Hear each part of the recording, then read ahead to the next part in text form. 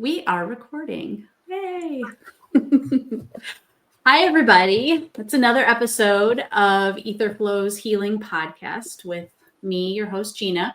And with me today, I am so excited for this conversation. Her name is Atala. Is it Atala? Atala Dorothy Toy, and she has written several books on nature beings, nature spirits, working with ley lines, and communicating with nature beings. I have one of her books right here, which is absolutely fascinating. I'm on my second read. And so she photographs nature beings, and she has a website, she has an Instagram, and I'll put all of her information on the bottom of the video if you feel like checking her out. Also, if you could subscribe and like and all that good stuff, that would be great, because I love to spread the message about interdimensionals and how amazing they are. So there we are. That's a good introduction, right? That sounds wonderful. Thank you, Awesome. Gina. So would you like me? I can tell you a bit about my work. I've been doing consciousness work my whole life, which is many decades more than you have on your roster there. So I've always been interested in consciousness and started out as a Quaker. Then I did 28 years of yoga, bhakti yoga. I worked at the United Nations, and then I opened my own company, a metaphysical company that I recently retired from. And I was, for a long time, focused on interdimensional, esoteric, intergalactic connections and angelic and the higher levels of being.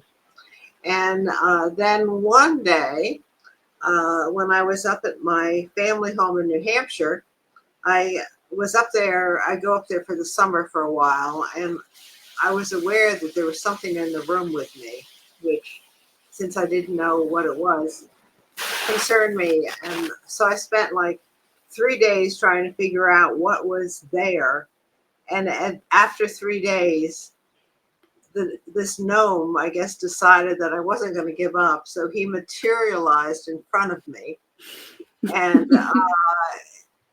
by that time, I was so used to the frequency, it did not amaze me at all to have a gnome stand in front of me.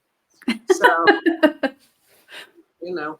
so he thanked me. Now, it's part of the nature beings protocol is when they have to say thank you if you do something nice for them. And I had a very nice summer cottage that he'd been occupying. So we discussed that, and I explained that when he was welcome to use it, but when I was up here, he got the garage. When I left, he could come back and use the house. And then to thank me, he said, my mother was a professional photographer and news reporter. So he was aware of that, ran in the family. I myself had never done anything with photography. But he said to me, well, I want to thank you. How would you like to go out and photograph a moss fairy? And I went like, okay. I never thought of that. Was not on my bucket list. But he took me out and we walked along and we chatted and, communed through to a place on our 100 acres that had, I'd never been to before. It was this beautiful moss covered roots and trees. And he sat me down. He said, all right, now you sit here and this is the moss fairy house and you just take the camera and photograph it. So I sat there and I just clicked the camera.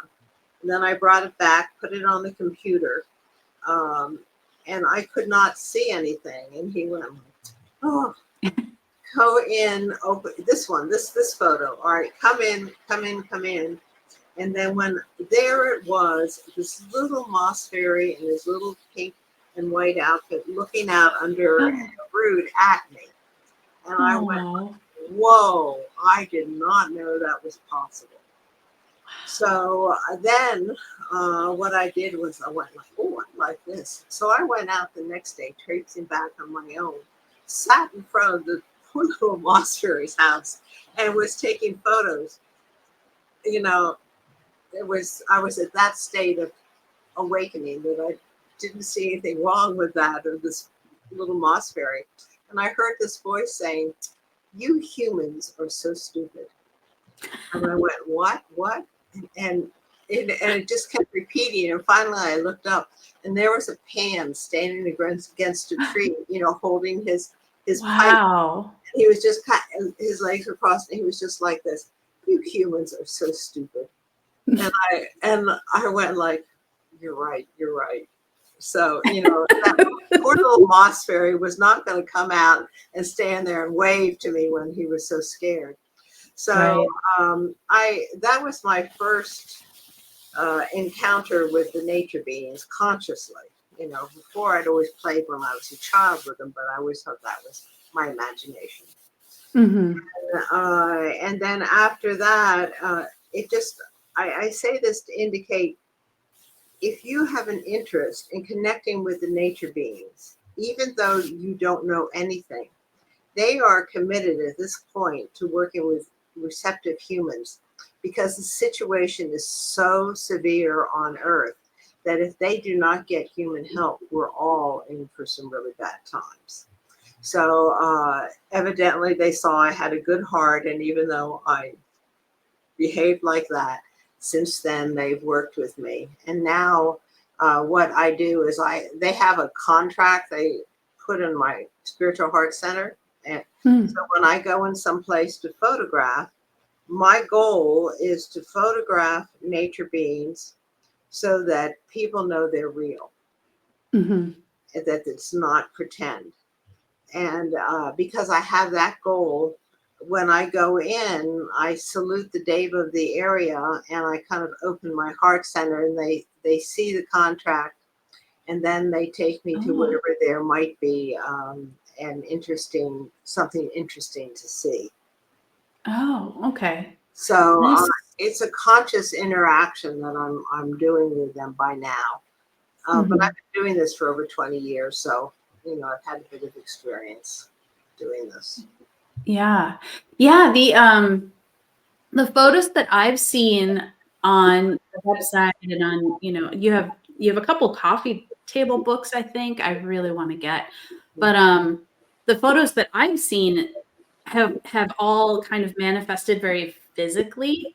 And I think I read something in your book about how um the photos can kind of like manifest a little bit differently, and for you it's like a very physical thing. Like you'll see a burr on the side of a tree, and it'll look like a bear, like an actual bear. And so I was just wondering if you could talk about that a little bit. Like, why does it show up so physical for you? Well, actually, it's that I've adjusted my sight to see it. It's there for everyone to see. So, Oh, so okay. what happens is trees and rocks. I learned to photograph. Okay, back up, back up. For centuries, people have drawn or talked about how they've communicated with nature beings or painted them, and the public can always say, "Oh, yes, you have a very good imagination," because that's something that we've drawn or talked about. But it's a little harder. They still can do it, and they do. But it's a little harder when you take a photograph of a very clearly defined nature being, and you can describe it because they describe what they're doing to me. Then it it makes the reality that these are real life forms cohabitating on Earth with us, it makes it more real. So, and how it works is in their world, theirs is a primarily visual, or one component is a visual communication system. And they use images in trees and rocks. So they may put a treaty, a symbol of a treaty between them and the humans, or them and animals, or them and another species, and they imprint it on a rock face or in a tree. And that is the way that's their signature, that's their document. They might, the devas of the area and the guardians will place their energy in a tree or a rock. I work primarily now with trees because of where I live. So I'm talking trees. So they'll put it in a tree, and they may manifest a picture of themselves, of who they are in that tree. Now that is their home base, or one of their home bases. And they are anchored there, and their energy goes up through the leaves and out in in grid lines. It goes out in grids and frequencies. Anything that happens anywhere within their grid frequency, they are immediately aware of it, and their consciousness can be there instantly to deal with the situation. So, so I really enjoy taking, those images. Then there are the life forms like the gnomes. They're closer in. They might put their address marker, and they're living, under the ground around there. And the elves, I'm particularly fond of elves, particularly the masked elves and the helmeted elves, which are their warrior elves. And they're very tall, like Lord of the Rings, the tall white elves in the forest. They look like that. And these warrior elves are very tall and elegant, and they take care of an area, and they will put their image into the tree. So it happens that trees, as we know from Celtic mythology and all the other mythologies, they occupy the three realms, the underworld, the human world, and the upper world. So they can be seen in all of these realms because of their interdimensional aspects. So on our side, if we simply permit ourselves to see, you could see the evidence.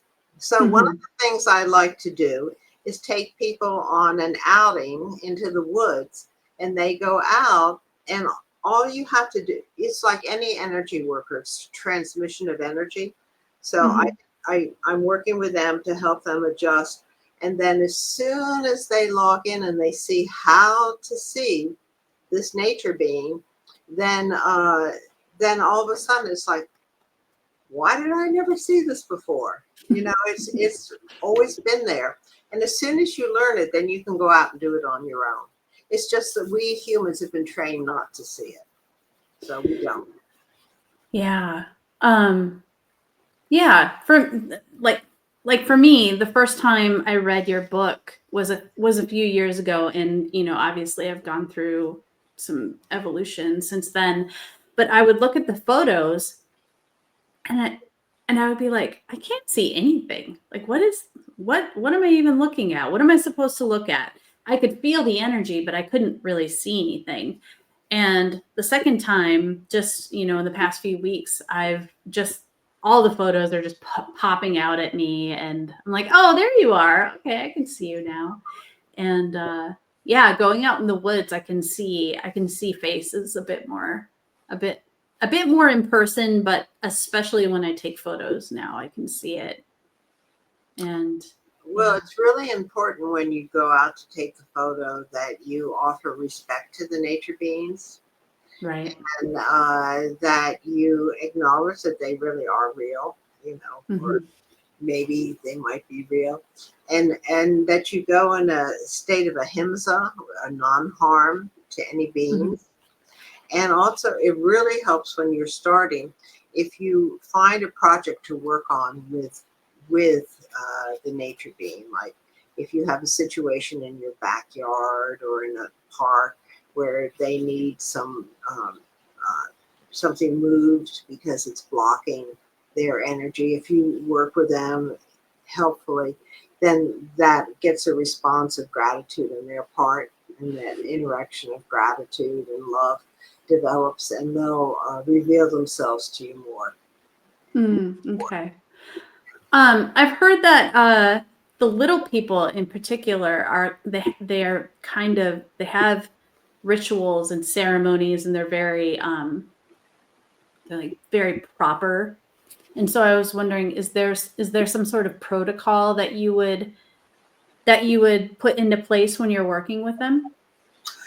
Well, it depends upon how you work. Different people have different ways of working. I'm quite casual. Comes from probably my Quaker background and all, and Mm, it's just I treat everybody as equals.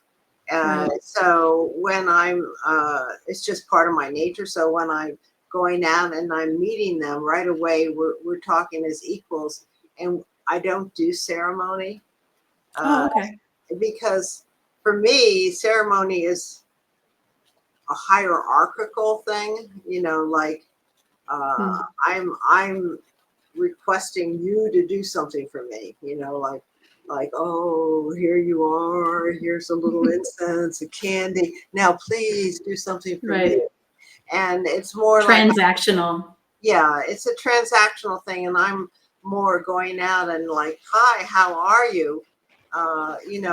Really good to see you. Nice to meet you. Let's sit and chat. And Mhm. how are things going in your world? Anything you want to chat with? So we're having a conversation. Okay. Yeah. Yeah, that's how I communicate with my Sasquatch friends.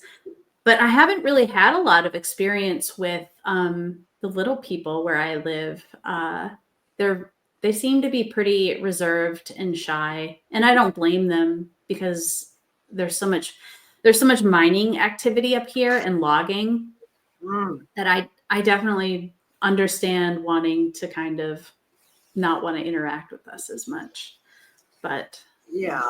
If if they're aware, because it's like an ordinary person in the human world is not aware that the nature beings exist. So to them, it doesn't even cross their mind when they go out in the woods to even think, oh, there might be a green man around or a Sasquatch or a moss fairy. Mhm. They're just walking.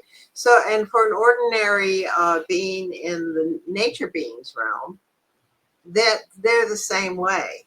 So it's the ones that you're not going to see most of the little fairies, and you're not going to see the trooping fairies like they have in England. England, they're very big on the trooping fairies, that grow in groups. And around here, the ones I connect with are more your ordinary everyday fairies, the wee people. And they're go about their business. Actually, when you get into their area, a lot of them are not so wee. They're wee when we see them, but once you enter into their realm, then in their world, they're big, you know. Oh, So okay. I Like mean, in their frequency? yeah, they're freak when you go in. Like when I first met trolls, and I was up at Morton Arboretum in Lisle, Illinois, that I really liked when I lived up there. And I would go by this one tree, and it always intrigued me, but I didn't. Finally, one day I stopped and looked at it, and then the tree said it had a long nose and eyes and all. It said hello, and I went hi, and I said, "Who are you?" Because I always say, "Hi, how are you? Who are you? Tell me about yourself." And she said, "Well, I'm a troll wise woman." I went like, "Oh, okay." And she explained that the trolls, they have a long nose. This one had a very long nose, and that this nose enabled her. That was her wisdom piece that enabled her to negotiate through the earth. She could move Oh, through the wow. earth, and Wow. that they were much maligned by humans. And she said, well, you got to understand, if a human meets a troll in the woods, trolls are very big, and the humans are a little small, and the trolls see no reason to get out of the way of the human. The human can get out of the way of them, because they're a Mhm. little slow. So humans, when they see this energy coming at them and it doesn't move, like the wee people, they'll skitter, they'll skitter away. But the trolls won't. And so humans think that that's dark and foreboding, and it gives them a bad name. but the troll took me. She said, "Would you like to come in and just see our world?" So I stood at the portal and looked in. Now, if you have to be careful when you go into another realm, that you know how to get back out. So, Hmm.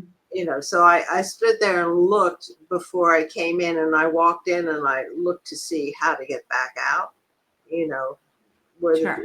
it's like Narnia, the Yeah. they went in and they didn't know how to get back out for a long while. And there were all these wonderful troll mothers and their children. They were just playing in the village. They're having Oh, a good time, and I said, look, in our world, this is the way we are. It's the interaction and the way people approach them that creates that barrier, as it does with any people. When anybody, when we meet another person, we can either open heartedly meet them or stay behind a protective barrier. So, and the right. same way with the Sasquatch. The Sasquatch are, I like the Sasquatch. They're very nice and friendly and kind beings, very kind beings. And they just Absolutely. crap. Yeah. I've um I've heard, well, I've had these, I call them love bombs. Every once in a while when I think about them, I'll send out a thought to my friends, and all of a sudden I'll just feel this really intense just love come into my heart chakra, and it's like sometimes like it's so intense it'll make you cry, Hmm. because it's like on a totally different level than humans are really used to experiencing. And yeah, I've heard so many. I've heard a lot of like negative stories about the Sasquatch people, but from my experience, I've had none of that. So I love working with them, and I'm branching out. Pun not intended. I'm branching out into working with the Unified Tree Network and working with tree beings, and it's been so fun. I feel like it's so helpful for unlocking my inner child to get out in the woods and to just ask for permission, of course, and bring your phone. And if you get permission, then you can take photos of whatever you want. But it's so fun to just sit around and feel the energy and feel the other beings kind of speaking to you in whatever way you process that information. But yeah, I love it. It's really opened up a new world to me. Yeah. So for your audience to explain, when you go out and you're in the woods and you want to communicate with these beings, the first thing to do is to salute them. Just Hmm. acknowledge, not you know, just salute, acknowledge that their presence there. Yeah. And humans, we can hide from each other behind these screens. But when you're working with the higher energies, these screens don't exist. They can see who you are. So the Oh most yeah. important thing when you're going out is to see your own self. That why do you want to contact them? And if it's for any kind of control or wishing control, you're not going to get anywhere. But if you're going Yeah. out with love, you can. Now, when I first started doing this, and I'm auditory, I talk with them, and I can see and talk. Other people have other qualities, but those are my qualities. So when I first went out, they would lead me because I had a mission to show people the variety of nature beings. So they'd take me somewhere and they'd put me there. And then when I was first starting out, it was like, what? There's nothing there. I don't see anything there. Why did you take me through this field of poison ivy that I walked through because you insisted? If I get it, it's your fault, but I never do. And then I take this, and then they say, all right, just take a photo. That's what they do. Take a photo because the camera does not have an emotional body the way humans do. So the camera, if you're working with it and you're focusing there, they're going to take what's there. Then you go back on your computer and you can enlarge it and you can see what it was that was calling you. So Mhm. a good cell phone, is fine. Go out and use that. You can do it. Now, the other thing is, as I got more adept at it, is that when you get to that tree, that being may be in a different frequency than you're used to working with. Like a green man has a different frequency from an elf or a goblin or a troll. So you may be trying to see a green man, but it might be a troll. Well, then you have to like you're going through grids of light fields, but you're kind of moving and you're finding where is that frequency. And then when you lock on, then you can connect to that being, and then that image becomes clear. Huh. So so your audience, do that. Do that locking on. Now the next thing that happens is I lock on and I see the image, and I'll take a photo and I'll look at it and I'll say, well, it's not coming through. And then I say to the being, all right, you are so handsome. I really want to take your photo, but you're not showing up in the camera. Can you just come a little more into the third dimension so that I can do it? And they do. They go like, and they come on out and I can get a good shot. So, you're communicating and working with them to take their portrait. You're doing a Okay. portrait of them. And that's an interactive exercise. So. Entice them with flattery. I love that. No, well, it's more I'm appreciation. just joking. Yeah, exactly. Appreciation. I had kind of a similar experience happen with and I had no idea what I was photographing when I was out in the woods. There's a wetlands area by my house, and I take my dogs there to go running around a lot. And this was in the very beginning, maybe a week or two after I had my initial experience with my Sasquatch friends. And I was taking pictures of the dogs, and I came home, thought nothing of it. And I kept getting this nudge to look at a certain photograph. And I finally did, because it was bothering me. It was like, look at this photograph, look at this photograph. And I finally did. And it was of both of my dogs in the photo, and they were looking at the tree line.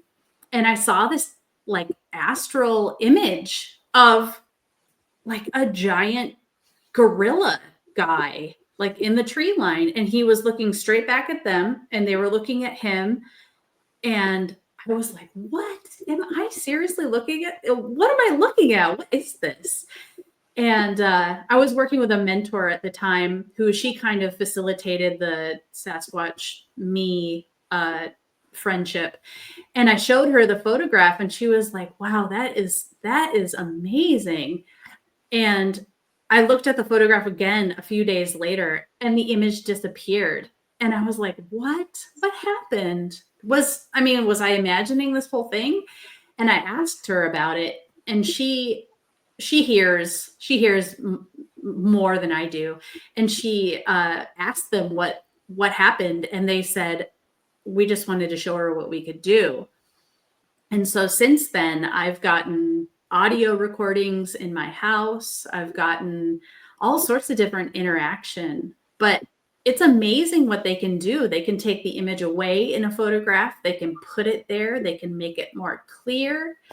I guess it just depends. If you ask them to come closer into third dimension, I guess that helps. So that's a good tip. Yeah, yeah. And for them, when they're doing their crafting, like when a human artist crafts something, we're taking a physical, most of the time, there's kinetic art and all, but we're taking an image, we're cutting into the wood or cutting into the stone, and it's fixed. But the nature beings are working with living energy. And they they work with the life form of the tree or rock, and they alter it and shape it. And that image can very easily change over time and over circumstances. It's not it's not solid. So this is what you were experiencing in the Sasquatch. You might, since one thing, as a dowser, one thing I've learned is the answer is only as good as the question. All right. And interdimensionally, they're very pragmatic, because this is a huge, as soon as you go interdimensional, it's universe, it's a universe, it's infinite, it goes out. So Right. you have to specify to them exactly what you want as best you Okay. can. And then they can respond. But if you just give a generic, oh, I'd like to talk to some nature beings, no. But, I would like to work with some nature beings to work on this backyard, or I really want to I want to connect to the Sasquatch, for XYZ as well as it. Then that is something that they can respond to. But Okay. if you don't specify it, you're not going to get an answer. They go like, oh, they don't, I hear that a trillion times a day from everybody. Right. So Yeah. you might connect with the Sasquatch and see if they want to give you an image that you could use for your work of them. Okay. And Yeah. would that be possible? Because it would be nice, if you explain to them why you want to do it, and what you Mhm. want to do, then they may help you there. They'll find Okay. they'll find a way. Yeah. Yeah. That's such a good tip. Mhm. I'll definitely try that. So, okay, let's see what else. So the Green Man, I want to talk about the Green Man a little bit, because I connected with your photograph of the Geneva Green Man. Is Right. that in Illinois? Yeah, Geneva, Illinois. Hmm. Okay. Yeah, I was just looking through your Instagram photos, and I saw this image of the Green Man, and I'm not sure why, but all of a sudden I just got this burst of just this beautiful heart energy, and um, I've connected with that being a few more times, just kind of experimenting to see if I could without the photograph. Hmm. And the being seems like it's very interested in connecting, and it's such a loving, just I loved the feeling. And I was just wondering, like, who are the Green Men? Like, what what's their background? Do you know a little bit? Well, first, let's go specific. I'm so happy that you connected to the Green Man. When Oh I lived yeah. out in Geneva, I used to go. He lives in a local park, and I would Mhm. go down there, and I'd come in, and I'd go hi and send it out, and he wherever he was, he'd come up, and we'd walk for a while, and we'd commune with each other, and then he'd go about his business, and I'd go about mine. And the green men are mobile. Like a tree bean is not mobile, or a Oh, milk point okay. is not mobile, but a green man is. So this green man, that photo there I took was in this wonderful walnut tree, but the city decided to put in a frisbee course, little Oh. frisbee, and one of them was right near where his tree was. So the next time that I went, after a couple months after that, I went, and the image was there, but it had changed, and and it was like a lower level, and I went like, whoa, what happened? And then he came to me from there. He said, it's too noisy, I moved. Oh, okay. So then he'd moved to another place across the park. So he took me around to where he lived now. He'd moved. So they're mobile. They can move about. So the green men, they're like the philosophers and the teachers and the gentle warriors of the nature being realm, and they're very, very close to human energy. So Oh, okay. very easy to come in and connect. And I think that's probably why in the Celtic countries, the green man's so popular there, you know. Uh, because it is so close. And they're very responsible, and they really want to connect with, they consciously want to connect to humans as versus, you know, the Fae who, if there's a reason, will otherwise they keep by themselves. Okay. And yeah, and they're tall, you know, and they're green. And what's very interesting on that green man there is when you see a Celtic plaque of a green man, you know, it has the leaves going out. Well, Mhm. people see that and they think that's, you know, imagination or it's what they look like. And what that is, it's a biological, I don't know how to describe it, but it's connected to their being. It comes from their being. And it just lays flat, you know, coming back. But when they want to either impress a female or a male, or, you know, someone of the opposite sex, or they want to be big to show their importance or to frighten someone, they bring it out, and then that looks like the leaves that we see in the Celtic plaques. You know, it's like a Ah. peacock with his tail, you know, and they Like bring it out. Yeah, they puff it out and have more stature. They're bigger, you know, they're bigger with that. And then it's very interesting because if they go into battle, then they curve it around like this as protective for themselves when they go into battle. And I have a few of those with the coming around like this.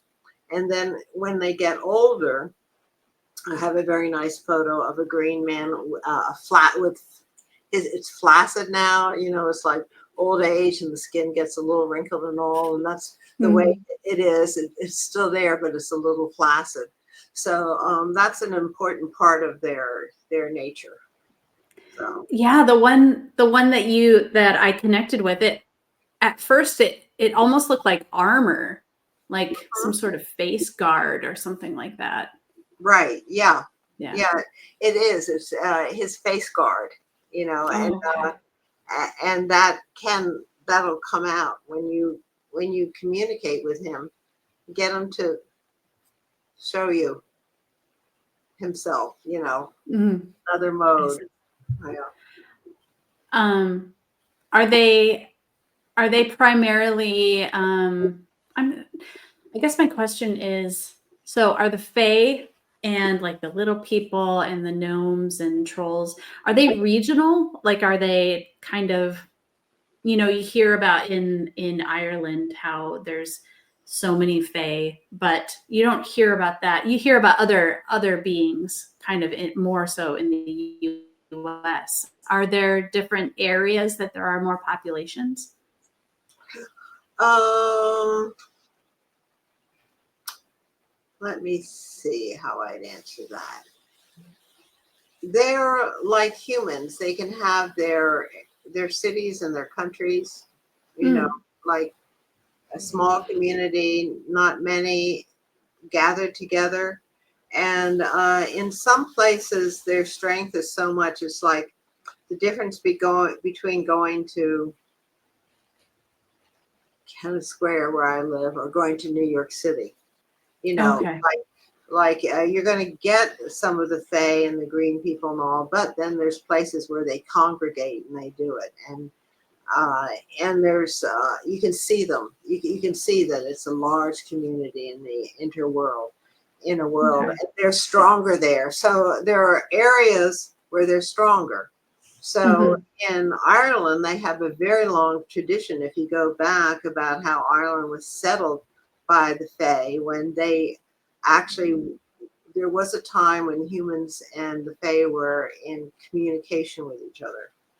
Mhm. And then there was a division when we went into a previous dark age.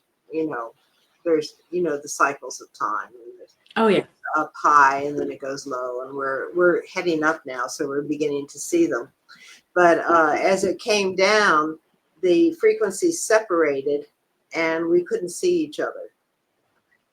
So we lost touch, and there are a number of books. If you start studying Irish uh, history, about the Fae when they were interacting with humans, and then as they left and they became fable, or only some people could get into their realm now and see them, you know.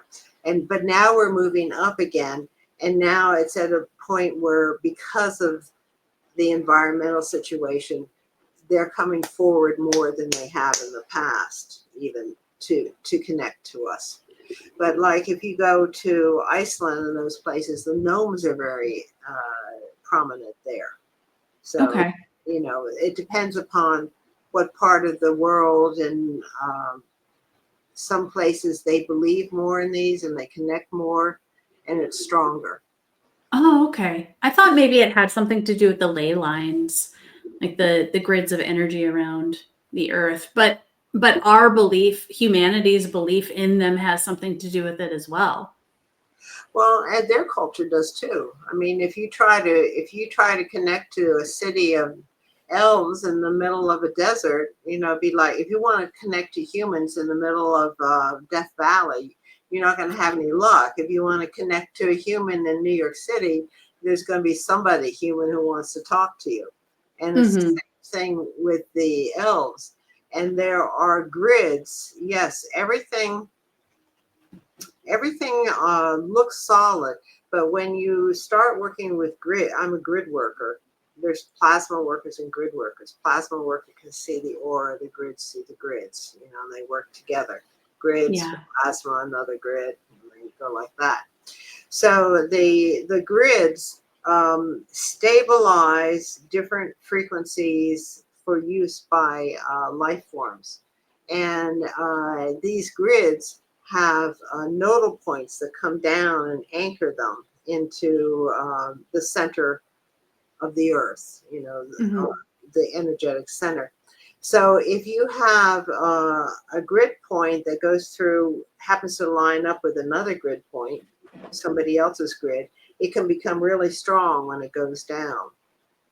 And that's when you can do some interdimensional work, because you're connecting through a whole bunch of grids at once. Okay. Yeah. Interesting.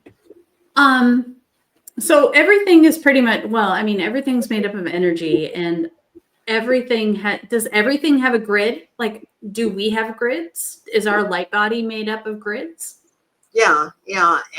And they're all different levels. So I'm an animist, and an animist believes that there is a point of source, or I call it God, somebody, source, thought, void, whatever, inside Hmm. every single thing.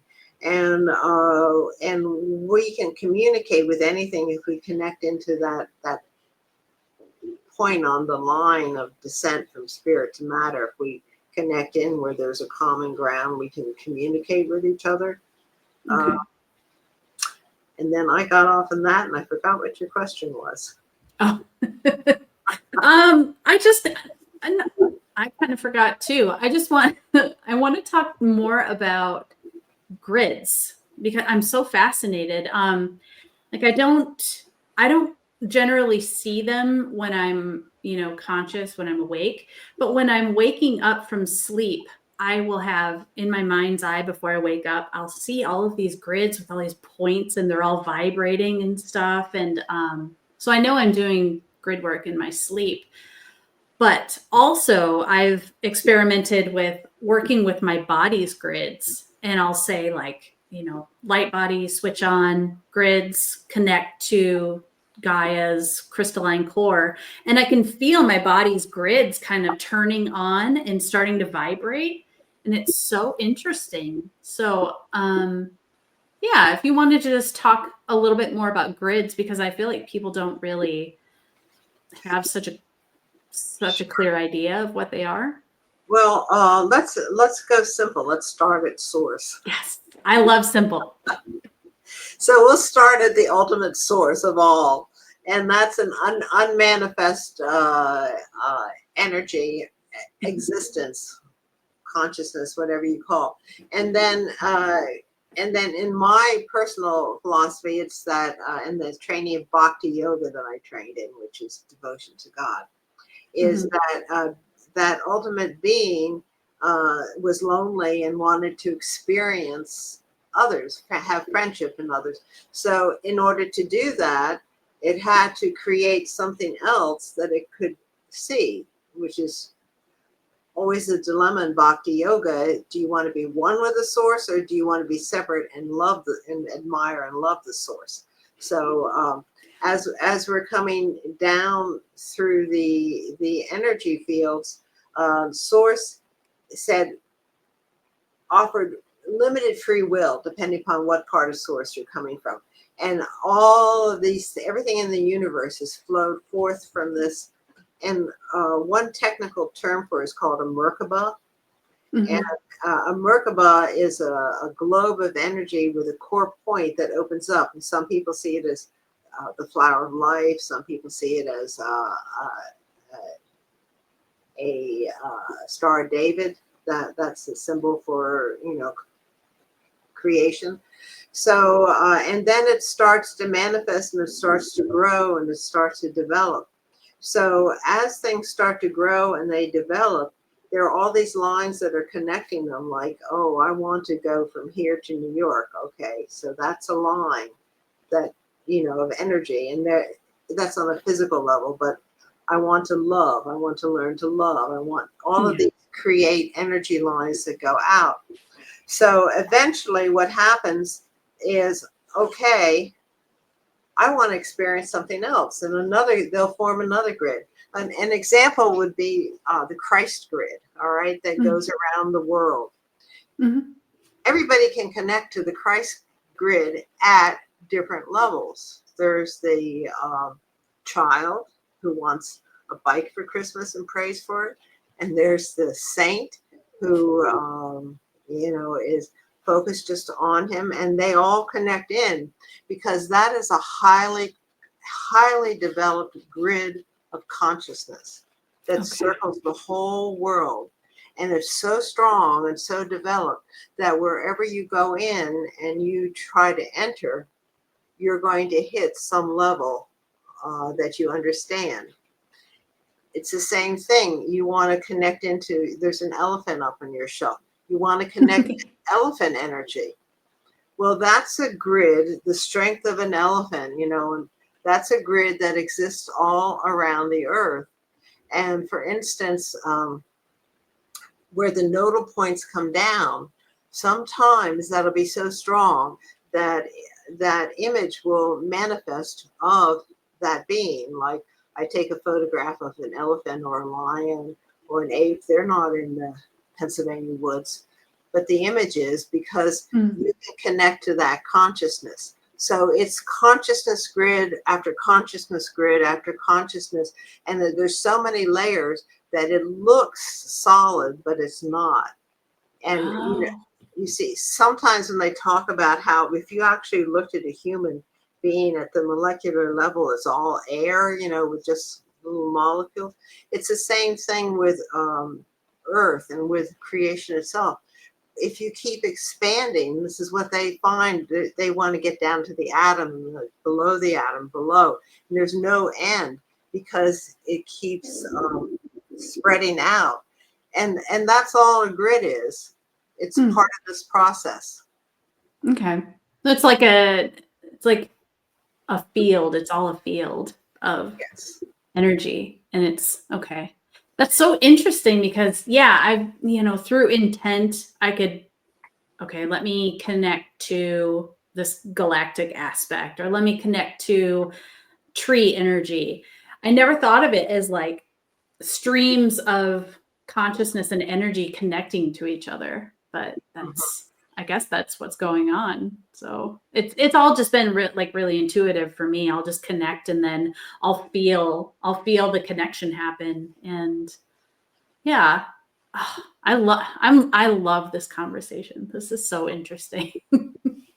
When you first go into a grid, it's tentative. But when you go in and you start identifying with that grid, then you can go more and more and more into it. And then it gets richer and more pertinent to you. Like right now, at my point in life, I've done cosmic, I've done intergalactic, I've done inner earth, I'm working with the nature beings, I'm in a human body. And it's like, well, I can go all these places, but let's connect them all so that at will, I can go here or there or wherever I want when I need to. And that's where humans are going to be going. That's our ultimate goal, is to be able to move as galactic diplomats anywhere we need. Yeah. Yeah, it seems like that's where evolution is taking us, is being able to embody all of these different energies and frequencies and really being able to master our energy bodies so that we understand what's going on around us, we understand what's happening inside of us, which, in within, without. So, yeah, it's definitely very interesting. Yeah, it was very interesting. Yesterday, I had a session with a gentleman doing cranial sacral work, Oh, doing some okay. work, and he's an energy worker. And we were chatting as he was doing the work, and he's also an animist, and he was explaining how he sees all these parts of the body, these lines of energy, they're going down to the meridians and the other levels, and he can talk to them, because Oh, yeah. these are total or aspects of source. And you Mhm. talk to source, you just go back to whatever level you come in. There's an intergalactic language, interdimensional language, that if you looked at it, it would look like sacred geometry, or you can just Mhm. enter into it. And Yeah. so that's another form of a grid work. He's taking the human grid, and he's coming Okay. down on all of these. So there's so many levels that humans have not explored yet that are so, significant.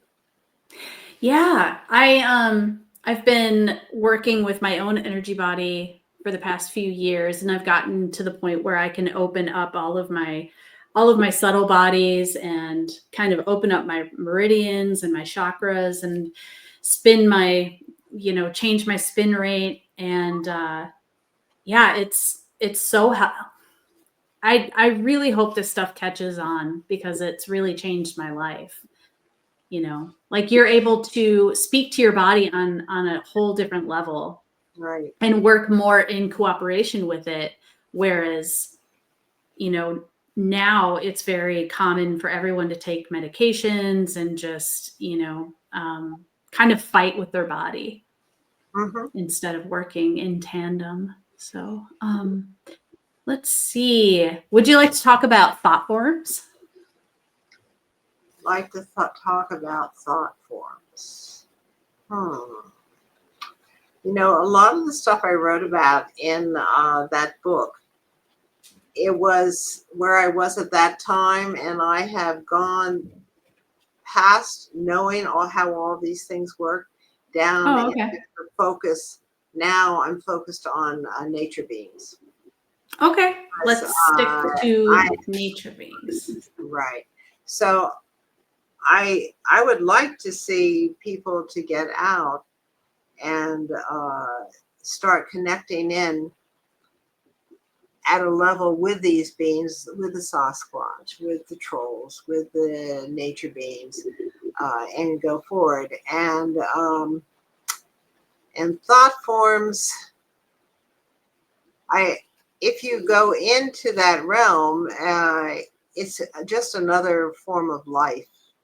At this Mhm. point, it's just another form of life and another way to connect. You can connect via sacred geometry. You can Mhm. connect in many different ways. You can connect intergalactically, with all the different life forms. So, I'm not really focused on that right now, though. Oh, it's okay. Let's see. What are some if you had any advice to a total for a total novice to who wanted to really connect with interdimensionals, what would you advise? Well, the first thing I advise is, why do you ask yourself, why are you wanting to do that? Because there has to be a reason, and you may not know it now. You may just be being called. Like when I started out, all I wanted was to understand how to meditate, how to access and be in control. And then each step that you take another. Well, to understand this, I need that, and eventually, everything takes you back to source. No matter where you start, you're going to end up at source in there. And then you're going to want to know another aspect of source and develop another, depending upon who you are and what part of source you came from and what the decisions are you've made over your many lifetimes that have created a certain structure and interests and capacities and fears and all. So when somebody says, I want to understand about the Fae, well, why? Is it because you saw Moana or, one of the Disney things, Right. and you want to do that? I mean, that's a good starting point. Children see that and they really have a feeling. Well, if you see Pocahontas and you see the tree in Pocahontas, that's a living tree and it's talking to you, then you get the idea, oh, okay, I could talk to trees too.